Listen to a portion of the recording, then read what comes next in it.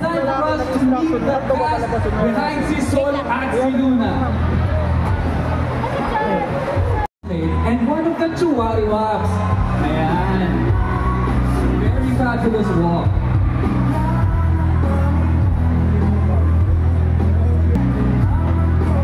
Narito naman si Manang Boneng, portrayed by Marley Lapus.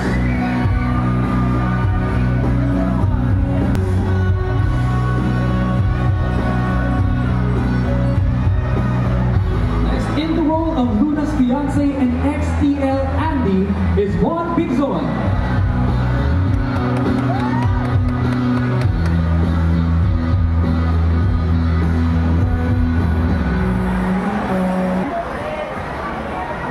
Up next, Joel Costancia na gumanap bilang Ben, Luna's UTL.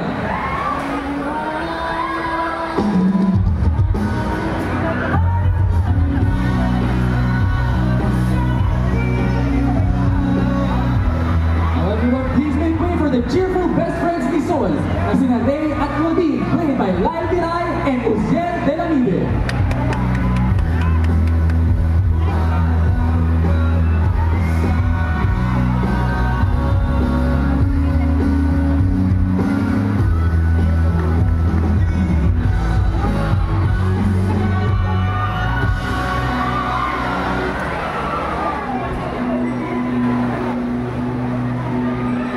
Now, of course, the creator and director of Si Sol at Si Luna, Direk Dali Dulu.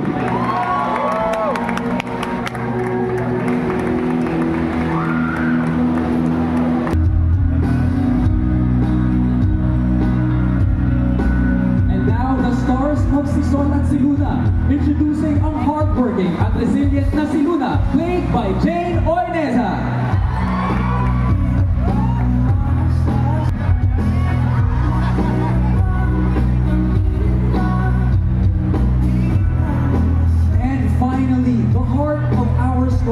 Ang inquisitive at perpetual optimist na si Sol, played by the multi-talented Zaijan Haranilla.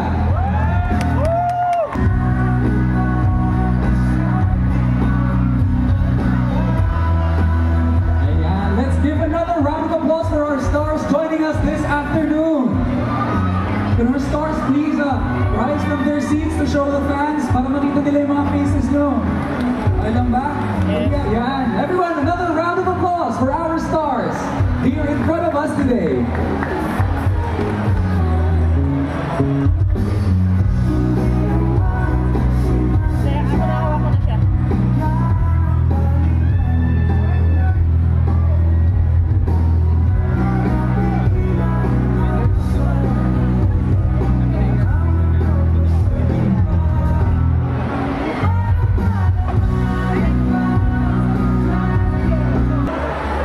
Nako, ito na naman po tayo ngayon. We have another digital series, ang si Sol at si Luna. Of course, directed by Direk Dali Dulu. Siyempre, star-studded to. Alam mo, ikukwento lang ako sa inyo. I was so happy because ang kwentong ito ay isang napakagandang proseso. It's about, sabi nga ni Direk Dali, it's about finding the right place for a material. Naghahanap kami ng bagong material for a series at meron kasi kaming isang script na meron kaming FOMO doon sa script na yun. Part siya ng Sini Panalo, one of the strongest scripts, pero eventually, kunti-kunti na lang, siya na dapat yung isa sa mga pelikulang lalabas. At hindi talaga, parang hindi namin hindi mawala sa utak namin. Gusto namin siyang makita because when we were reading the script, it's so beautiful. At nagkataon na willing naman actually na ipahiram sa Pure Gold Channel ni Direk Dali ang kanyang script for Si Sol at Si Luna. At ito na nga, naging isa na siyang full-blown script. It was rewritten, same concept, same everything, but for a longer, fleshed out 13-episode series. I think a lot of people are asking, bakit ba si Pure Gold nandito sa ganitong industriya? Pure Gold is the pioneer of retailtainment. Ang retailtainment ay pagpo-provide ng isang avenue for creativity and entertainment para sa ating mga ka-Pure Gold online. Siyempre, di ba parang online, ang dami natin nakikita ang content. Gusto namin i-level up yung content. Gusto namin very cinematic yung ibibigay namin sa inyo. Kahit na isang season lang siya, isang 13 episode na may 25 to 30 minute na scripts, gusto namin may cinematic experience. Libre lang to because makikita nyo lang to sa Pure Gold channel every Saturday at 7 p.m. So guys, ano pa, di ba? Ganyan ka-generous si Pure Gold to be able to produce a series like this. At syempre, lastly, I'm so happy. Maraming salamat sa ating cast and crew. Particularly, alam niyo, may konting kwento lang bago tayo magsimula. Alam niyo, si Zai Jan, may commercial siya dati. I think it was his very first commercial, yung for a milk brand. Yung gatas na choco na gatas. That was actually my casting for the milk brand. We worked together when he was a kid. Ngayon, mumukbang na. At syempre, I'm so happy na nandito isa sa pinaka-nirespeto ko ring artista, isa sa mga pinaka-magagaling na aktres sa kanyang henerasyon. I always wanted to work with her. I was so happy kasi doon ko pa siya talagang gusto makatrabaho at nangyari yun ngayon. Maraming salamat, Jane. So, on behalf of Pure Gold, maraming salamat at sana tangkilikin niyo ito. Siyempre, maraming salamat din kay Boss Vincent ko na walang sawang sumusuporta sa film industry. Meron tayong Pure Gold channel, meron pa tayong film festival. At syempre, ang walang kapagod-pagod na senior marketing manager ng Pure Gold, si Miss Ivy Piedad. Nasa si Miss Ivy? Pwedeng palakpakan naman natin si Sir Vincent at si Miss Ivy. At ang ating partner from Republic also, maraming salamat. Salamat po sa inyong lahat and welcome to si Sol at si Yuna. Yeah, thank you so much, Direk Chris. Nakakatuwa na marami palang pinagdaanan tong script na to. And there's just a perfect time and place kaya nabuo ang series na to na si Sol at si Luna na ibinigay sa atin ngayon. At kung hindi nyo pa napapanood yung trailer, siguro hindi nyo naintindihan yung joke na binigay ni Direk Chris, ni Sir Chris sa akin. Kaya please panoorin nyo na ang trailer ng si Sol at si Luna. Now it's time for us to hear from the mind behind this brilliant story. Siguro, yung karamihan sa inyo nagtatanong saan nga ba nagsimula to? Paano nabuo ang kwento ni Sol at Luna? To share with us the inspiration behind si Sol at si Luna, let's give a big hand to the driving force behind the story and its direction, Direk Dolly Tulu. Thank you, Los. Thank you sa lahat ng guests na nandito para sa aming question. Nag-enjoy ko ba? Mayroon naman, nakatayo niya, sa kuwi. Well, sige, brief lang naman siya, brief background. Sol and Luna was actually gaya na sabi ni Sir Chris, it was a script that I wrote back in 2017. So, tungkol sa syempre, ako kasi as a writer, based ako sa aking mga personal experiences na yung tinatranslate ko yung pain, wall pain. Na nararamdaman or experiences na nararamdaman namin into film because that's what you do, di ba? You translate things, art reflects life. So, yun yung basically yung kwento. And gusto ko lang talaga nung time na yun i-process yung kung paano ma-in love ang isang 30-year-old person sa somebody who is younger, who is 18 years old. So, nung time na yun parang hindi siya May December love affair, pero parang siya May September, ganyan. Pero yung difference kasi ng 10 taon or 12 years, ang laki na ng difference nung namulat sa'yo. Nung panahong sobrang ano ka pa, sobrang idealistic ka ba about what love is, di ba? Kasi kakapanood mo ng mga romance movies, you kind of develop a notion of what love is all about. It's perfect, it's beautiful, it's all the kilig involved. And then, syempre, nung tumanda ka rin naman, at naka-experience ka ng iba't ibang klase ng pain, syempre nababasag din yung ganong klase ng ideology. So, at saka yung mga panahon kasi namin, yung mga millennials, mga jaded kasi yung mga millennials eh. Yun yung mga problem ng mga panahon namin na parang we were emo kids, we were jaded. So, yung feeling of being in love, para siyang ang hirap niyang kapitan. So, ginusto kong balikan yung sarili ko when I was so optimistic about love. At kaya nabuo yung conflict ni Sol at si Luna. Doon din nabuo basically yung kwento noong 2017. Pero ngayon na 2025 na siya, at naging series na siya, parang ganun pa rin naman. I think generally same pa rin naman yung nararamdaman ng mga tao. So, yun yung excited ako i-share. Yeah. Thank you. Thank you, Direk Gali. Sobrang exciting, no? I'm really excited to see love with all its perfections and imperfections na ibipresenta o pinresenta ni Direk Gali at makikita natin sa Pure Gold Channel. So thank you so much, Direk Gali. And wow, there you have it.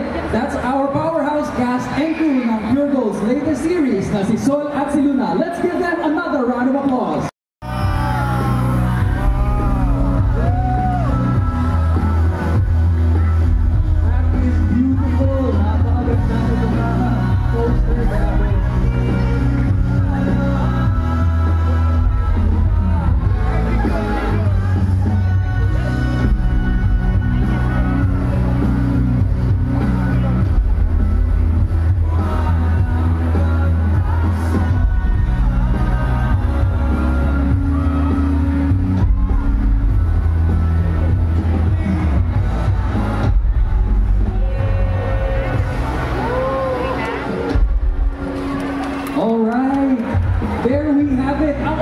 Poster ng bagong Pure Gold series na si Sol at si Luna. Grabe ang ganda, di ba? Talagang actually nung pag-pull down. Trailer pa lang po, nakakakilig na! Talaga nitong si Sol at Luna. So, natatapos natin ito guys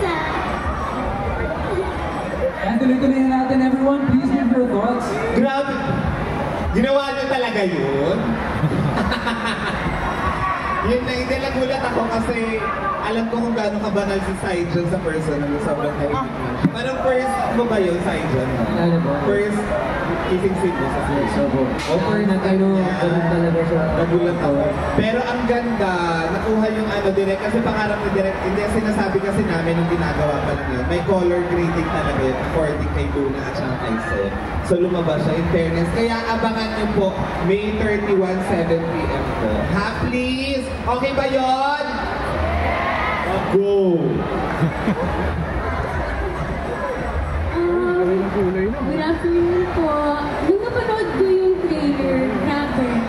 Ibang-iba, pang national, international, project. Kaya, sobrang proud ako sa lahat ng cast, sa lahat din ng nakasama ko. At, yes! Nakayos lang. Magandang hapon po. Ako nung napanood ko yung trailer, sabi ko, nabulog si Saijon kay bro. Kasi, grabe yung mga ginawa niyo ng eksena. Tsaka abangan niyo rin yung dynamics ng mga besties. Kami, ayan. Sobrang daring talaga. Nakakapanibago sa mga nakikita namin noon na sa ina-expect natin kay Saijon. Tama? So, hello po, una gusto ko muna bumati ng magandang hapon sa inyo lahat. Sa press people na nandito, tsaka yung mga tropa natin na nandyan. At gusto ko lang malaman kung na-warningan po ba ninyo yung mga bata nyo kasama para panoorin yung trailer. Yun, sobrang halo yung emosyon na naramdaman ko, sobrang proud at masaya na may kaba. Masaya kasi parang first time ko nga siya ipapakita rin sa mga tao na kaya ko rin gumawa ng ganun. And sobrang malaking step yun para sa akin. And hindi ko rin siya ginawa dahil may ganun lang. Nakita rin naman natin na sobrang ganda ng material ng storya. Kaya feeling ko worth it siyang gawin doon. At yung yung kaba naman parang sa akin, hindi ko alam kung ano reception ng tao sa akin pag napanood nila yun. Pero mas sanay pa rin yung pagka-proud dahil parang alam ko naging binigay ko rin yung best ko sa pelikula na yun. At nakagawa kami ng sobrang isang maganda pelikula. Nakakasama namin yung, series, it's a series. So yun, na proud ako na nakagawa kami ng isang ganun pelikula kasama itong mga castmates natin. Maraming salamat po. Narinig niyo yun guys, ang nalilito ng Zay dyan kung pelikula ba o series because this is a very wonderful cinematic masterpiece. Ayun talaga yan, di ba? Ayan. Series po ba? Hello, good afternoon muna sa inyo lahat dito today. At hindi ko alam kung nagulat kayo, pero gusto ko lang pasalamat sa lahat ng mga nakanood at sana mapanood mo siya pag nagsimula na siya sa Pure Gold Channel. Ano po reaction? Halo-halo kasi sobrang isa to sa mga minamanifest ko ng mga project and feeling ko nag-align ang timing ng universe at ng araw at buwan at nagawa itong project na to. Kaya masaya ako na naging parte ako noon at excited ako dahil mapapanood nyo na rin at mapapanood ko na rin dahil hindi ko pa rin napapanood. So excited ako mag-start siya. Yes, hello everyone, good afternoon. When I saw the trailer, I was happy and excited about it dahil nakita niyo ng 10 clips of our show, of our series pa lang at marami pa kami pwede ipakita sa inyo at marami pa kayo matutunan doon. So excited na ako para sa inyo. And yeah, just can't wait for you guys to see Sol at Selena. Hello po, good afternoon po. Gusto ko muna magpakilala. Ako po si Von Dixon, galing sa teatro. Actually, hindi na ako nagulat kasi kilala ko paano gumawa si Direk Lani ng isang pelikula, ng isang series. Talagang akala mo talaga ipakilalaban sa ibang bansa yung film-like talaga gumawa. Napaka-artistic gumawa ni Direk Lani. Kaya sobrang thank you mga Direk Lani na sinama mo kami dito sa project na to. And abangan nyo, May 31 na po ang Sol at Selena.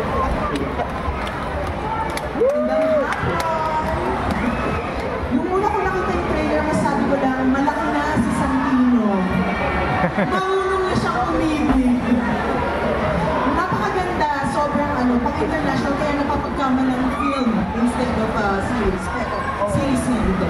So sana abangan ninyo, maganda yung kwento, maraming iba't ibang relasyon at kwento ng pag-ibig ang makikita nyo. Thank you! Maraming salamat to our cast and Direk Lani kasi sobrang refreshing at nakakatuwang marinig yung mga kwento nyo and insights nyo about your process at kung paano nabuo tong si Sol at si Luna, diba? Grabe, mas lalo tuloy nakaka-excite marinig yung journey ni na Sol at si Luna at mapanood pa to on our screens. Tama? Alright? Now it's time for a quick break. Siyempre, baka yung iba dyan napapagod na tumayo. Pero siyempre, folks, it's the raffle time. Sino kaya ang swerteng mapipili ngayong hapon? We're gonna be giving away 3 Samsung S23 Ultras to 3 lucky winners. Are you guys ready? Yeah. May we call on stage? Time na nasulat ko siya, yung pinagdadaanan ko dun was something more serious about love and heartbreaks. And when I was writing the LD, it was naman a time na masaya, diba? I was having fun with my friends, comedy. So, feeling ko it's just a matter of really segmenting your emotions. And following it through yung time na yun. So, feeling ko kasi parehas naman akong side na may masayang side ako, meron akong serious side. So, kaya parang hindi naman ako nahirapan mag-channel in doon sa magkaibang experience. Yun. Though it's different to write for theater compared to when you're writing for series. Mas mahirap, yun siguro yung challenge kasi magkaiba yung medium, so magkaiba yung form, magkaiba yung the way mong i-explain yung mga bagay-bagay sa teatro kesa pag mas magiging showing ka dito sa film language. So, meron naman ako mga co-writers din naman na specifically help me navigate through the differences of the two mediums. So last question. question for Saijan and Jay.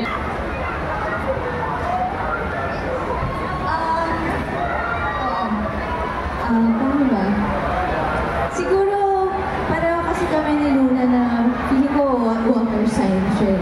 Grabe siya makaramdam ng feelings, ng pain, ng lahat. Very, yung emotions niya, sensitive. So, bumagay din naman siya na siya yung representative ng buwan, ng moon, na alam naman natin na yung buwan din goes through so many phases.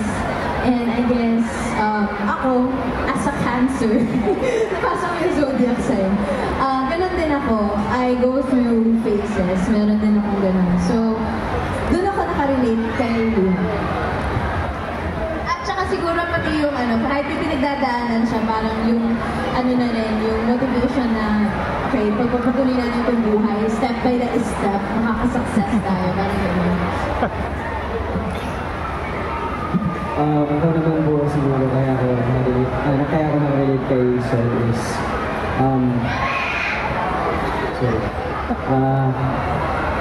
parang mas trinabaho ko si Sol na mas mag-dive din ako sa character niya kaysa parang mas nakarelate ako kay Sol dahil yung sa paniniwala niya sa pag-ibig na akala niya sobrang perfect ng pananaw niya sa pag-ibig. And yung pagiging college student din, siguro parang kahit hindi ako nakapag-aral ng college, na-experience ko yung gano'n. And yung humor niya, pinasok ko din dun sa kay Sol. Ay, yung humor ko, pinasok ko rin kay Sol. And yung kung paano siya magsalita. Kaya siguro hindi naman ako nahirapan na mag-navigate kung saan papunta dahil sobrang simple lang naman ang character ni Sol. Is yun lang, naghahanap lang siya ng pag-ibig. At yun, sa journey mong paghahanap na yun, parang as an actor din, kailangan mo din timplahin kung kasi ikaw rin naman yung gumagawa, so alam mo kung paano siya matihin. At yun, depende na rin sa atake mo. Kaya nakarelate din talaga ako sa kanya. Salamat po. From being Santino sa May Bukas Pa, yung I'm here. Janice Nagida from Bulgaria. From being Santino, ngayon ibang-iba na yung image na napanood namin sa'yo. Parang pang sexy star ng Saijan ngayon. Grabe po yung sexy star. Grabe po yung sexy star. Salamat po. So, ano ba nga convincing o power ang ginamit sa'yo ng Direct Grabe para mapapayag ka na gawin itong role? At pinausap mo ba ang Under Star Magic ka pa, di ba? Yes, ano ba kaninong decision ba to sa'yo lang? Or anong tayo sa'yo ng Star Magic? Career move na ba siya? Yung una po, yung Star Magic po, sobrang supportive rin naman nila sa akin sa mga pinipili kong role. And at the end of the day, ako pa rin naman po yung pipili dahil ako yung gaganap, hindi naman sila. So, sobrang thankful po ako sa Star Magic and sa ABS din dahil hindi nila ako nililimitahan. Eh, pangalawa po, yung nabanggit ko nga po kanina na kinabahan ako nung napanood ko yung trailer kasi hindi ko alam kung ano magiging reception ng mga tao sa akin na parang mga mukbang daw. Pero sobrang saya ko dahil nakaka-receive ko ng mga corners na hindi ako takot mag-explore sa ibang role. And yun rin naman po talaga yung gusto ko na hindi lang, thankful ako sa nakilala nyo kung paano nyo ako nakilala pero gusto ko rin mag-try at ma-experience yung ibang roles na yan dahil iba yung pakaramdam pag nakaganap ka ng ibang karakter. Sobrang self-satisfying po niya. At maraming salamat kay Direk Kali, kay Sir Chris, dahil napili po nila ako na gampanan si Sol. And yun din, big step rin siya para sa akin dahil hindi ko talaga akalain na gagawin ko yun. And honestly, nung gagawin na namin yung eksena, hindi talaga ako mapakali kasi ramdam ni Direk Kali yung bigat na sobrang hirap po kasi yung eksena talaga para sa akin dahil siya parang mapupulong ko ba ito. Pero yun, dahil sa tulong ni Direk Kali, ni Ate Jane, sobrang kaming nadalian din sa eksena. Ate Jane, ha?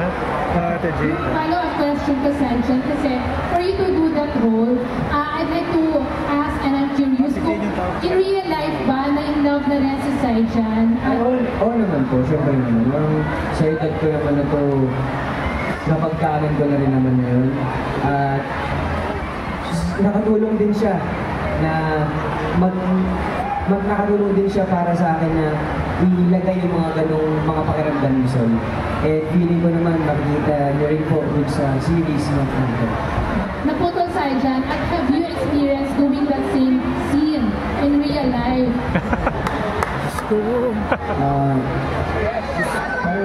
Personal na yun.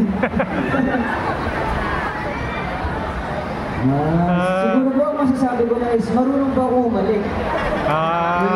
Yun naman pala. Confident!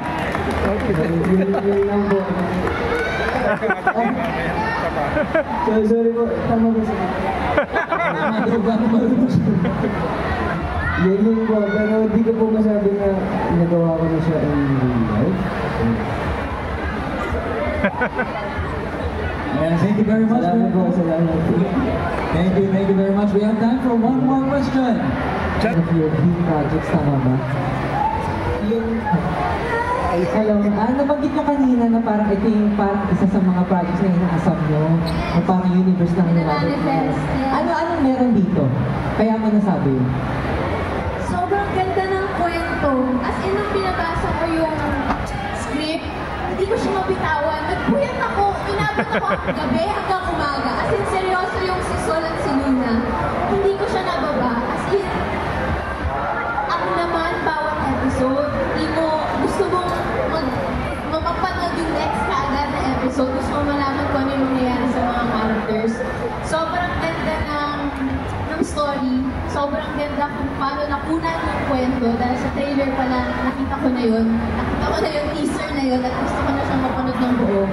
And gusto ko rin makatrabaho sa season. So, lahat sila actually. Lahat. And gusto ko makagawa rin sa Virgo. So, sobrang talaga siya kaya sinasabi ko nag-align lahat. Kasi lahat, parang ang dami niyang na-check sa mga gusto na hindi niya manifesto mangyari. So, yun. Zijan, maliban sa kissing scene at saka sa topless scene, ano pang bago dito sa'yo sa series na to? Siguro po yung masasabi ko lang na bago is yung kung paano ko inatake si Sol na hindi niyo nakita sa mga nagawa ko. And